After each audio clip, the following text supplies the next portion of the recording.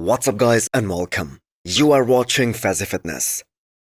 So just because there were a lot of people telling Michael Double to retire after he revealed that he was having some issues with his heart and facing some health concerns, which require him to step away from the sport for a while, a clarification was needed from his side, and here that is. So apparently this wasn't as serious as people thought it was, as per his own statement. So this is a condition which many sportsmen have suffered from in the past and successfully recovered. And those athletes, they don't even belong to pro bodybuilding. So this is an answer to everyone out there who kept on blaming all this on steroids and gear usage, which is understandable since the gear, that is also an integral part of pro bodybuilding of this sport. But that being said, Michael Double took the step of discontinuing his Arnold prep because he's being a bit cautious. So he has every intention of coming back to the stage as soon as the doctors allow him.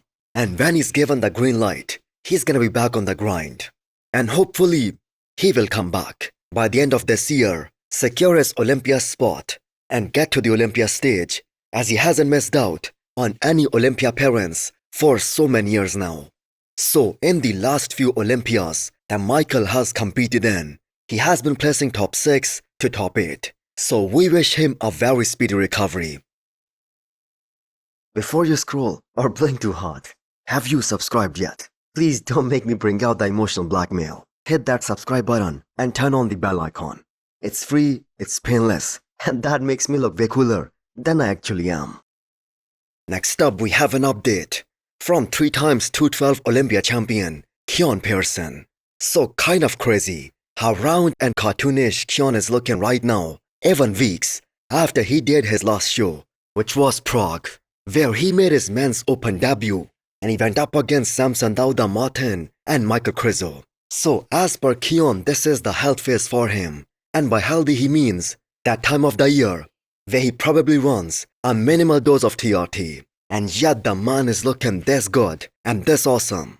So this has been a very important step in his bodybuilding journey, especially the year after he won his first Olympia title. So he gave his body the much needed break to get it primed for the upcoming off-season push. And he does that every year. So this year is no different. So the man is the undisputed king of the 212 division right now. So what do you guys think? Who would have been among the most disappointed athletes after Keone's men's open debut at Prague? Well, they must be the other top 212 Olympians, because if Keone can win the Olympia title quite easily while not even being close to his 100%, which was the case this year at the Olympia, nobody out there sees anyone beating him or anytime soon, especially if Keone is 100% on.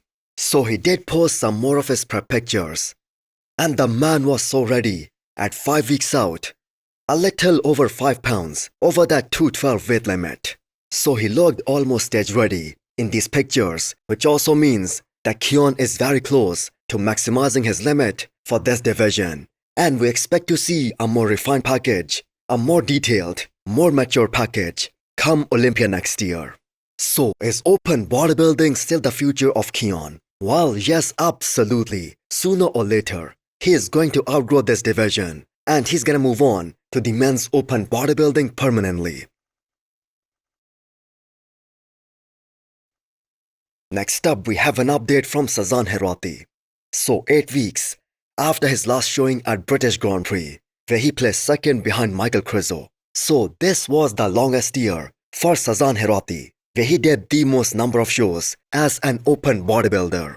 And that's actually one of the reasons why he had to put an end to his season with the British Grand Prix, because had he continued to compete in some of these post-Olympia shows, there were some extremely high chances of him getting another pro win and securing an early Olympia spot for 2026. So for those of you guys who do not remember, Sazan won 2 shows this year. He beat a guy like Regan Grimes at Toronto Pro, and he beat Angel Calderon at the Emperor Classic Spain.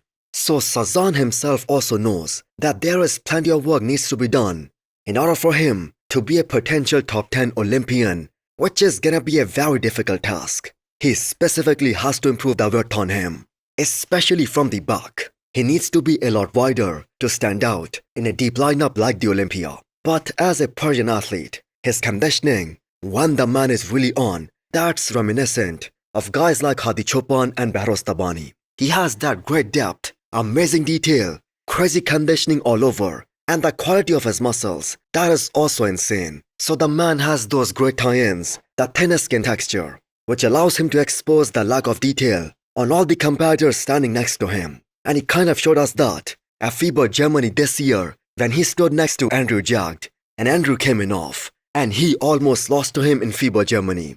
So Sazan currently is in the rebuilding phase, and if he can put on some quality muscle in the next few months, we might see him hitting some shows like the New York Pro. So Sazan almost taking down an off version of Andrew Jagged in FIBA Germany, that must have been the highlight of his career. Next up, we have an update from Josema Beast, aka Jose Manuel, arguably the most shredded guy in the entire bodybuilding world at the moment. So Josema was top 4 at the Olympia this year in Classic, and the way this guy improved so much, not just from the Olympia last year to the Olympia this year, that was amazing, but from the New York Pro this year to the Arnold, and that too, with that weight cap hanging over his head, that was simply amazing. So every time we think that he simply cannot push the conditioning even further, he comes back and shocks us all one more time. So Josema right now is kind of rocking that ball look, and that actually looks pretty badass on him. So this is him, about 4 weeks after his last show, which was Romania Pro, the show that he won to secure his Olympia spot, and is holding on to a very decent condition. Now, I'm not so sure whether he will go for the upcoming Arnold or not, but chances are he might do 1 or maybe 2 shows before the Olympia next year. So let me know what you guys think. Can Josema crack into that top 3 at the Olympia next year, or top 4 is the highest he's ever gonna do? So Joe the Machine, also known as Joseph Palacios, he just started his off-season for the upcoming year. So as per him, he was half natty in the physique updates that he posted about a couple of weeks back, and looking at him now, how round and freaky the man is looking, he's a true freak of nature. So even though Joe beat Quentin Beastwood at Texas Pro this year, a guy who was considered a heavy favorite to win that show, very few people out there, they are talking about him. So he did 2 shows, and he was super impressive in both of them, Texas and Tampa Pro. Particularly in Texas, that look was off the charts. And just to give you guys some perspective on how much he was able to improve in just 1 year, he was 15th last year at Cali Pro, and majority of the people out there, they did not even know his name coming into this year's Tampa Pro and Texas Pro, and he just shocked everyone.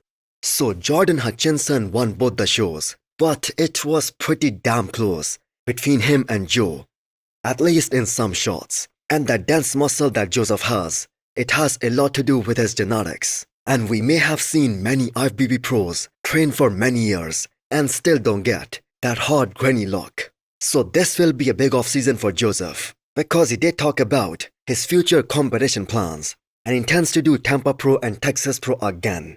So plenty of time to put on more muscle, more mass, especially on his legs, which is gonna change the entire look, the entire flow of his physique. So this guy has some of the best back, some of the best chest development in modern bodybuilding, and he will be on the Olympia stage definitely in 2026. So hit the thumbs up button if you liked the video, and smash the subscribe button if you wanna come back for more. Thanks for watching.